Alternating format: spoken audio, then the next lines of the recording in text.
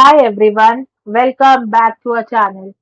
Today in this video, we are going to see how to fix NVIDIA Shield not recognizing USB drive, format, power, OTG and storage settings.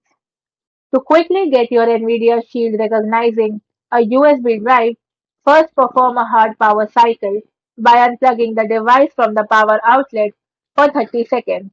Next, ensure your drive is formatted to a supported file system, FAT32 or EXFAT, NTFS or HFS+, and check that your USB mode is set to auto.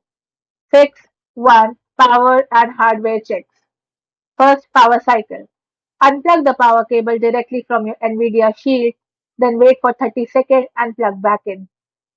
PC connection settings. If your Shield is plugged into a PC using a USB cable, the main USB slots cannot be used for external storage. So disconnect the PC cable or go to settings, in it go to storage and reset, and find Shield storage access and disable using USB. Now for port testing. Try connecting your USB drive to a different port if you are using a Shield TV Pro, or plug it into a computer to verify the drive itself isn't faulty. Fix 2. File systems and formatting. First, format on PC/Mac. Connect the USB to a computer and format it to EXFAT or FAT32 to ensure it is clean. And if the shield sees the drive but cannot read it, navigate to Settings, in it go to Device Preference and then tap on Storage and select the drive and choose to format it as removable storage. Fix 3. Storage settings and adaptable storage.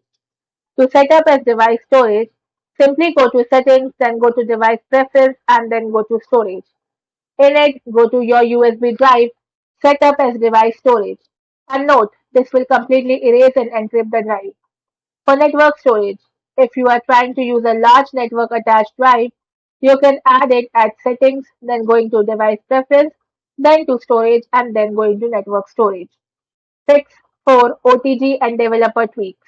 If nothing else works, go to Settings, in it find Device Preference, and then go to About and click on Build 7 times until you see a notification that says you are now a developer. Now go back to Device Preference and scroll down and enter Developer option. In it, scroll down to find Select USB Configuration and set it to MTP, Media Transfer Protocol. Then turn USB debugging on and then back off to reset the port software state. Thanks for watching, and for more such informative videos, do like, share and subscribe to our channel.